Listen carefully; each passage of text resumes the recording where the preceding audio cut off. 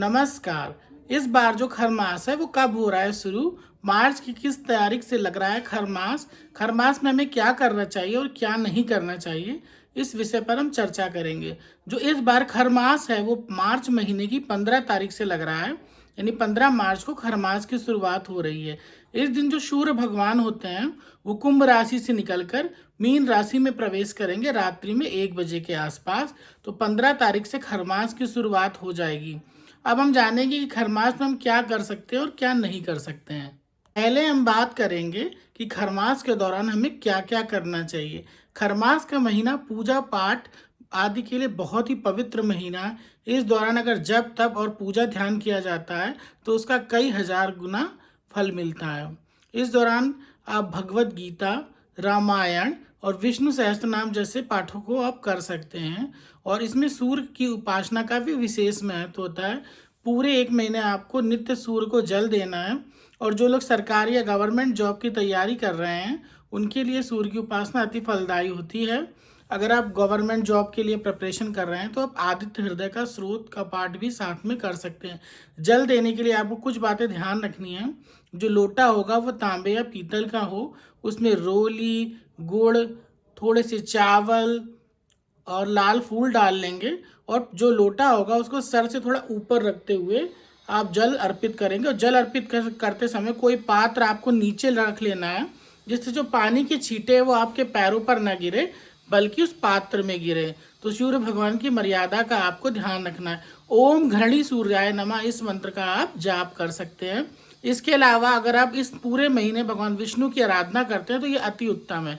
भगवान विष्णु के विष्णु सहस्त्र नाम का जो भी पाठ करता है उसके 9 के 9 ग्रह एक साथ ठीक हो जाते हैं।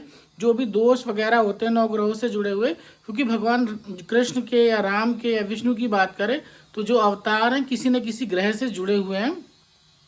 जैसे कि राम अवतार सूर्य से, कृष्ण अवतार चंद्र से जुड़ा है, इसी तरह उनके अन्य अवतार भी अन्य ग्रहों से जुड़े हुए हैं। 3 महीने तक अगर लगातार विष्णु सहस्त्र नाम का पाठ कर लेता है, उसकी हर मनोवांछित इच्छा की विष्णु भगवान पूर्ति करते हैं, उसके आय के सभी स्रोत खुल जाते हैं।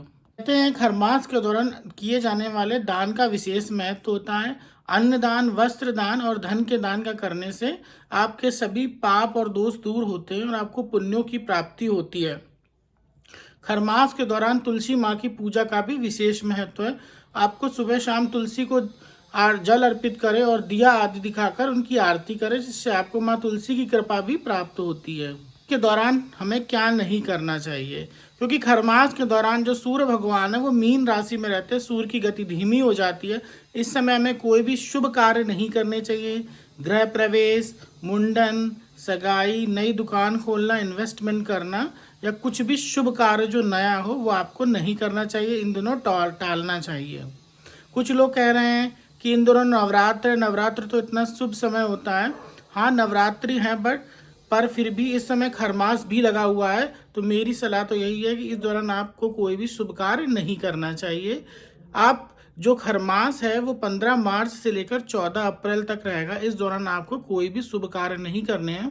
14 मार्च के बाद ही जब 14 मार्च के बाद जब सूर्य मेष राशि में आ जाएंगे 9 बजकर कुछ मिनट पर, तभी आप कोई अच्छे कार्यों की शुरुआत कर सकते हैं।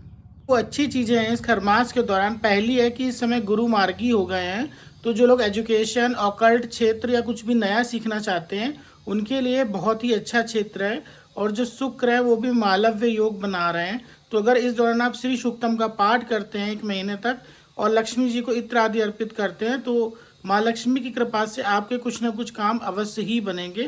परंतु इन सब के लिए बहुत ही धैर्य और श्रद्धा की ज़रूरत होती है। आपका श्रद्धा और विश्वास पक्का है तो निश्चय ही आपको फ़ायदा मिलेगा। महीने तक आपको एक लोटे में जो तांबे का हो उसमें गंगा जल ले ले, थोड़े काले तिल और लाल चंदन डालकर उसे शिवलिंग पर अर्पित करना चाहिए सोमवार के दिन।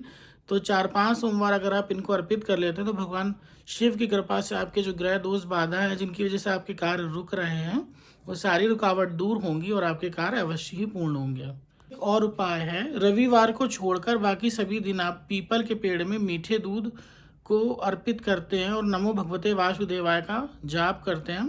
तो भी आपकी मनोकामनाओं की पूर्ति होती है और विष्णु भगवान का आप पर आशीर्वाद रहता है। तो इन कुछ उपायों को कर कर आप इस महीने में अपने जीवन को सफल बना सकते हैं। बट जो शुभ कार्य हैं उनको करने से बचें। इस दौरान कोई भी मांगलिक कार्य 1 महीने तक नहीं किया जाएगा।